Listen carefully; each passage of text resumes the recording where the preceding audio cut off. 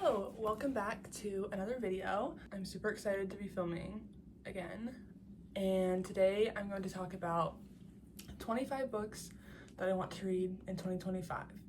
Obviously, there's a lot more books that I want to read in 2025 than just that amount, but these are like the books that are at the top of my list, at the top of my TBR. Roughly like half of these are going to be like anticipated releases, like new releases coming out this year that I really want to read.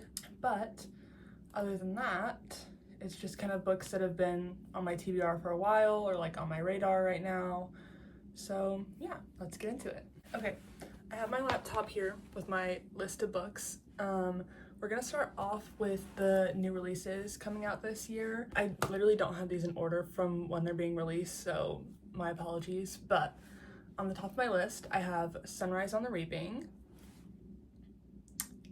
I'm so excited for this book. When Susan Collins announced that she was coming out with another novel in like the Hunger Games series, I literally, jaw was dropped, I was screaming. This is probably like the #1 book that I am most excited for this year. I think it's been confirmed, if I'm not mistaken, that this is from Haymitch's point of view. Maybe that's not been confirmed, but like that's, I think, what's most likely. This comes out March 18th, so only a few more months, thank goodness. And then we're gonna have to wait literally another like year and a half for the movie, which is crazy, but yeah, super excited about this. Next up on the list of anticipated releases is Oathbound by Tracy Deonn. Again, this is another one that I'm just like super excited to read. This is the third book in the Legendborn series. I don't know, I think this might be the last book that she's coming out with for this series, but I could be mistaken. I read Legendborn and what's the second one? I'm forgetting. But I read the first two like 2 years ago almost now, I feel like, which is crazy. I think I read them in 2023, like beginning of 2023. Crazy that was 2 years ago. I absolutely loved it. I'm so excited for the third book. I think it's gonna be great, hopefully. Oathbound comes out March 4th. So March is gonna be a good month for me. Top 2 like anticipated reads coming out in March. The third book on my list of 25 is Onyx Storm by Rebecca Yarros. I know that there's been some controversy around her and like this book series as a whole, and it's all very valid. I definitely agree with a lot of it, but I feel like I put so much time into reading those first two like 600-700 page books that I have to read the third one, and I have to figure out what happens and find out what happens. Another just like continuation of a series. So looking forward to that. That's coming out this month. So I don't know if I'll get to reading it this month, but definitely within the year I will get to it. Then we have Rebel Witch by Kristen Ciccarelli. I just read Heartless Hunter last month, so it's very fresh in my mind. I really enjoyed it. It's a good fantasy romance. I had a lot of fun reading it, so I'm really looking forward to book 2. Rebel Witch comes out February 18th, which I'm very grateful for because since I just read Heartless Hunter, it's still all kind of fresh in my mind, still like remember all of what happened, so I don't have to wait long for that one. I'm really looking forward to like continuing that story and seeing what happens with those characters. Moving right along, we have Bury Our Bones in the Midnight Soil by V.E. Schwab. This is coming out June 10th. I do not know a lot about this book, I'll be honest with you, but I love V.E. Schwab. I loved The Invisible Life of Addie LaRue. That's probably one of my favorite books like ever. At this point, I will read anything that she writes. In Goodreads, it says in the little synopsis thing, very mysterious, it says, 3 young women, their bodies planted in the same soil, their stories tangling like roots. One grows high and one grows deep, and one grows wild, and all of them grow teeth. So there you go. That just gives you a little taste of what the vibes of that book are, and I love it. I don't know what to expect, but I love V.E. Schwab's writing, so I think I will love this book.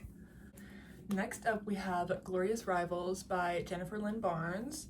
This is the second book in the Grandest Game series, which comes after the Inheritance Games trilogy. Jennifer Lynn Barnes is just another one of those authors where I will read anything that she writes, and I love the whole like Inheritance Games world and like that story. So honestly, at this point, anything from her in that world is like, I'll immediately pick it up. The first book in this series I enjoyed.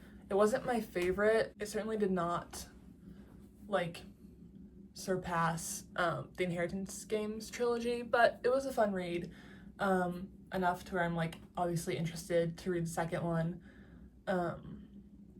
Ended on a cliffhanger, so definitely gonna get to that as soon as it comes out this summer. Then we have none other than Miss Emily Henry. Great Big Beautiful Life is coming out April 22nd. Mark your calendars, people.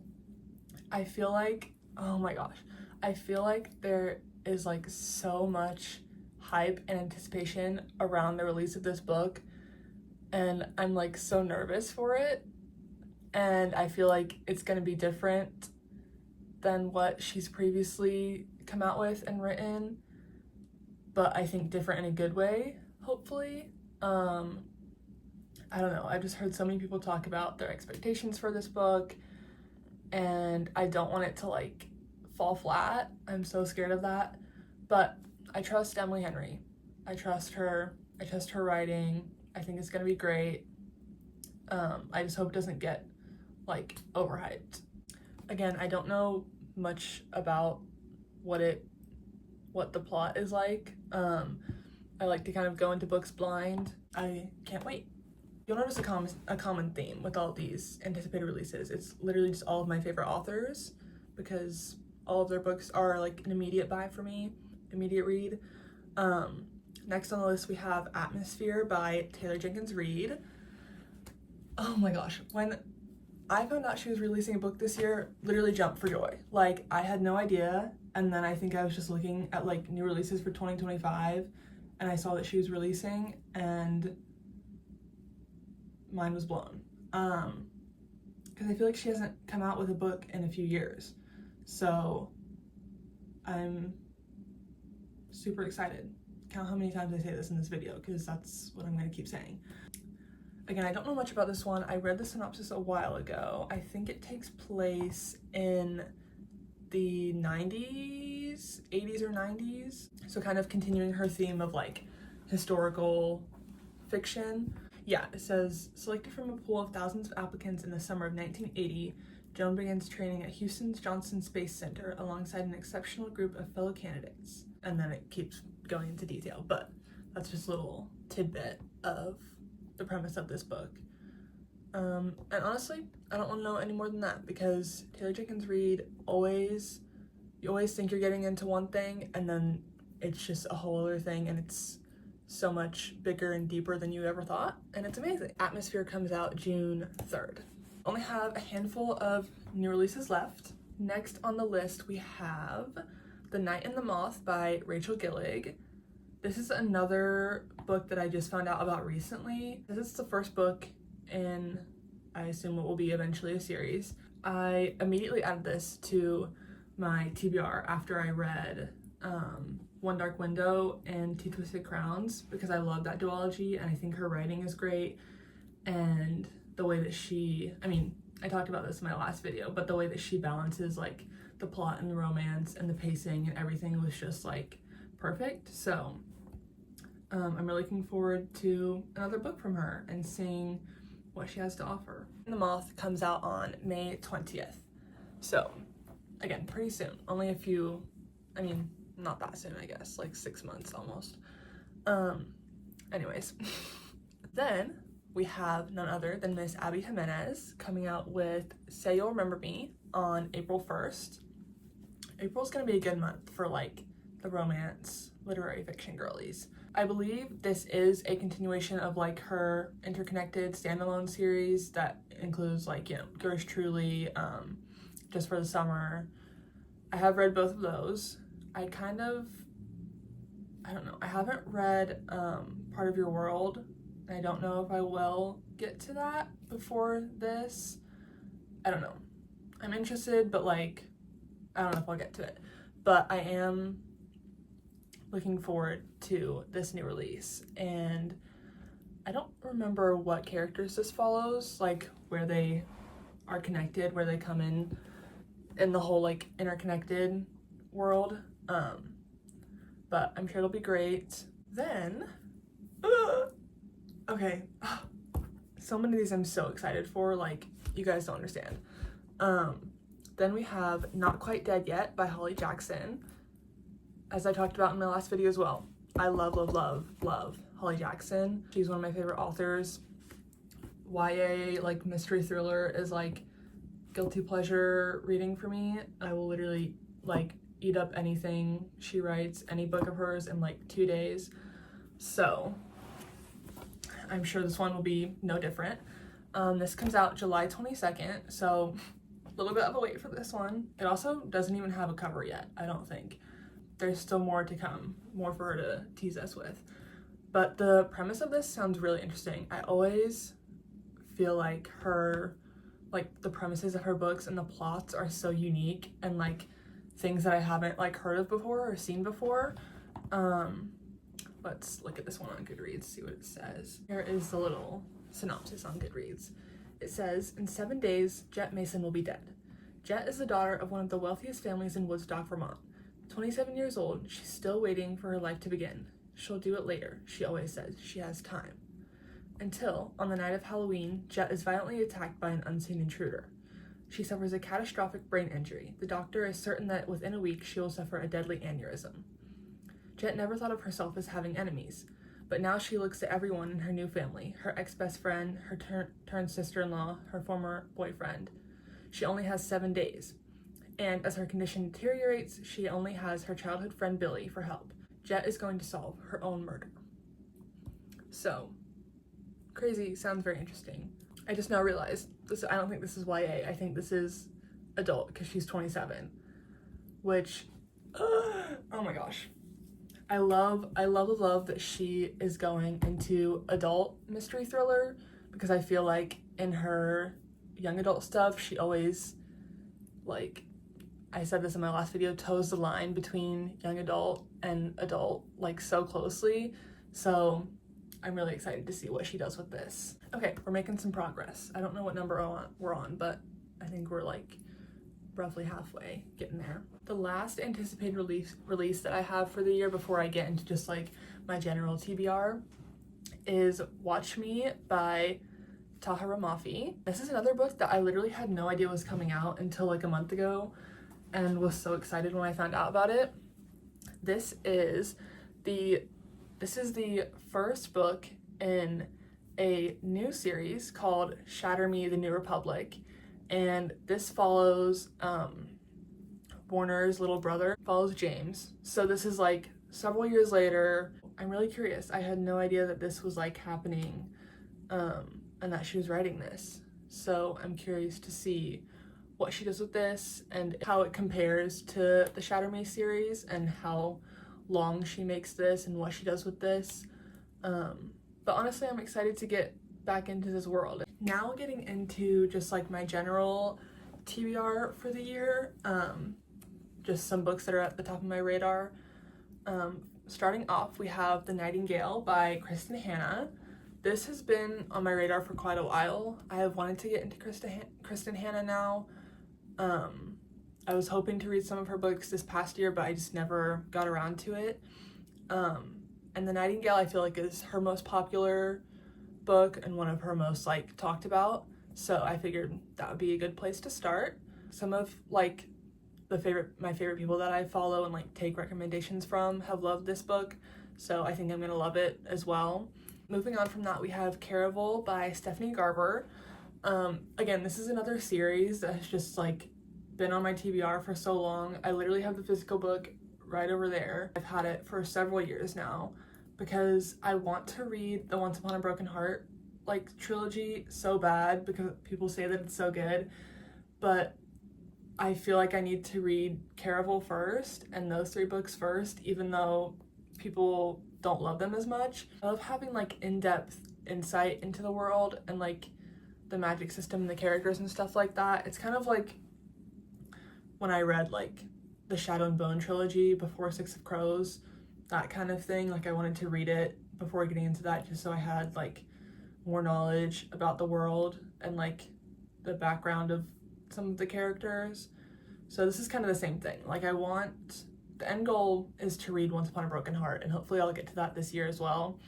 But starting off with Caraval, I think it'll be fun. Next up, we have 2 very daunting books on my TBR, but ones that I really want to get to. It's my goal to finish this year, is The House of Sky and Breath and House of Flame and Shadow by Sarah J. Maas. I read the first book in this series, House of Earth and Blood, like years ago whenever it came out, pretty much. So it's been a while since I've read any of the books in this series. I also got like halfway through House of Sky and Breath whenever it came out, but I did not end up finishing it because it was just like taking me forever to get through. I just like kind of softy and F'd it. But I want to get back to it this year. After reading Throne of Glass, I feel like I'm prepared now. I've kind of been spoiled for some of the stuff that happens at the end of these books, but I kind of appreciate it because it's made me more motivated to want to read them and like get to those parts and see what's happening. So yeah, those are the next 2 on the list. I will get to those this year. I will, manifesting that I will finish that series and then I'll be all caught up in the SJM universe. Then we have Half a Soul by Olivia Atwater. This book has been on my radar for a little bit. I also have the physical copy of that. I recently bought it at Barnes & Noble with some, birthday and Christmas gift cards. I've heard people like say that this is kind of like a fantasy, like Bridgerton book. The series is called Regency Fairy Tales. I think, if I'm not mistaken, this is like a fantasy romance, but I think it's very like low stakes fantasy. I think it's more of like a cozy, chill vibe, but I love the idea of this. I love the idea of like Regency era, but like fairies and fairy tale and fantasy kind of stuff. And that's all I needed to know. So hopefully gonna get to that soon. All right, next up we have 2 books by R.F. Kuang that I hopefully want to get to this year. We have Babel, which I really wanted to get to this past like November, December, and like read it in the winter time, like dark academia, fall, winter vibes. But I didn't end up getting to it because it's just like, I don't know. I want to read it so bad, but it's also kind of daunting because I know it's like thick and dense. I know I'm gonna love it and I know it's probably gonna make me cry like it has everybody else and like change my life. And then the next book by R.F. Kuang is The Poppy War. This is, again, one that has always kind of been, this one has always kind of been in the back of my mind, but never at like the forefront of books that I've been like wanting to read or trying to read. But I recently heard people talk about it more and say that it's like one of the best fantasy series that they've ever read. So I put it on my list for this year and hopefully I'll get to it. Maybe I'll read hopefully the whole series. I think there's only 3 books out right now. I don't know if she's coming out with any more. I think that might be it. But yeah, I haven't read any of R.F. Kuang's work. And like, obviously I've just heard a lot of good things about her as an author as a whole. So wanting to dabble in some of her books. Next up, we have A Study in Drowning by Ava Reid. I read Lady Macbeth this past year in like October or November, I think, and I really enjoyed it. I thought that her writing was great, and I know that A Study in Drowning is like, I think her most popular book, I would say. I believe it is young adult. Let's see. Yeah, this is young adult fantasy. Again, this is kind of one of those books that I don't really know a whole lot about, but I've seen a lot of people talk about it and recommend it, at least people that like I watch and take recommendations from. We only have 5 books left on the list. Next we have 7 Days in June by Tia Williams. This is a like romance fiction novel. Ever since I heard about like the premise of this book, I was immediately intrigued and wanted to read it. On Goodreads little synopsis thing, it says that when Shane and Ava meet unexpectedly at a literary event, sparks fly, raising not only their past buried traumas, but the eyebrows of New York's black literati. What no one knows is that 20 years earlier, teenage Ava and Shane spent one crazy, torrid week madly in love. They may be pretending that everything is fine now, but they can't deny their chemistry, or the fact that they've been secretly writing to each other in their books ever since. Over the next 7 days, in the middle of a steamy Brooklyn summer, Ava and Shane reconnect, but Ava's not sure how she can trust the man who broke her heart, and she needs to get him out of New York so that her life can return to normal. But before Shane disappears again, there are a few questions she needs answered. They've been writing to each other in their books, like, what?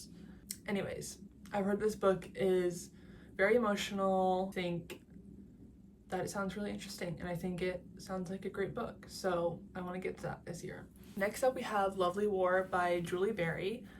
This is a book, again, that has like kind of been in the back of my mind for a while, but I just haven't like got around to like really thinking about it and reading it. This is a historical fiction romance book. It is young adult as well, and this takes place during like World War One, and I believe that it's like told from the perspective of Aphrodite, if I'm not mistaken. Like I think she's like narrating the story. I just know that there's like Greek gods and goddesses involved, so that interested me. I think it's a very unique like premise to have like the story being told from that kind of like point of view. So that's kind of all I really know about that. Okay, next up we have a book that has been on my TBR for over a year, and I swore that I was gonna get to it this past year, and I just didn't, and that is Reckless by Lauren Roberts. I do want to read this book. I keep telling myself that. I wanted to read it whenever it came out, and I didn't get around to it, and then like more and more people started reading it, and like mixed reviews were coming out, and a lot of people were saying that they didn't like it, and it wasn't like nearly as good as the first one. So I kind of just like let it fall off and didn't think about it after that. I've also heard people say that they enjoyed it and that it was still a good, fun, like fantasy romance time. So I want to read it for myself, for my own opinion, instead of just listening to all the negative stuff. I read Powerful this past year, I believe. Yeah. And I enjoyed that, honestly, so yeah, I don't know. I think I will enjoy Reckless. Second to last, we have The Lord of the Rings. I have this series on my physical TBR, and I've, again, another book that I've had for like a year and just haven't got around to yet, but this year, I promise I will. It's kind of just like came to me randomly one day. I was like, I should read The Lord of the Rings because I love the movies. I used to love watching the movies when I was younger with my dad all the time. So I've seen the movies several times. Like I kind of, already know what happens, but I'm really curious to read the actual book. And I've obviously, J.R.R. Tolkien is a very like famous author, like very popular famous author. I think it'll be fun to get into kind of like that high fantasy, very intense, high stakes kind of book. So I think it'll be fun.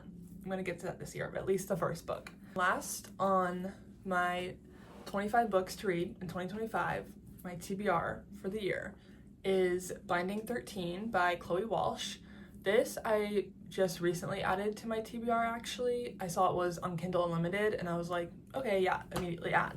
This is one that like, I didn't immediately put it on my list of books that I wanted to read because I know it's kind of like very thick and very long and kind of written like fan fiction almost, which is not necessarily a bad thing.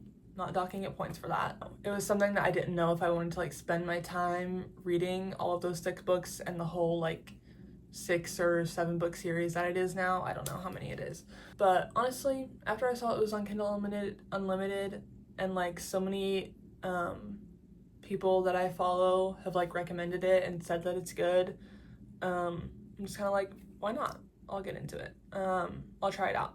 Okay, it is significantly darker than when I started this video because the sun has gone down. But that is my 25 books to read in 2025. Hopefully it gave you some recommendations, taught you about some new books to put on your radar. I'm super excited for all of the books that are going to come out this year. I guess you can stick around to see if I do actually end up reading these this year, because I'll likely talk about them in future videos, hopefully. So yeah, that's all I really have for today. Thank you so much for watching. I hope you enjoyed, and I will see you next time.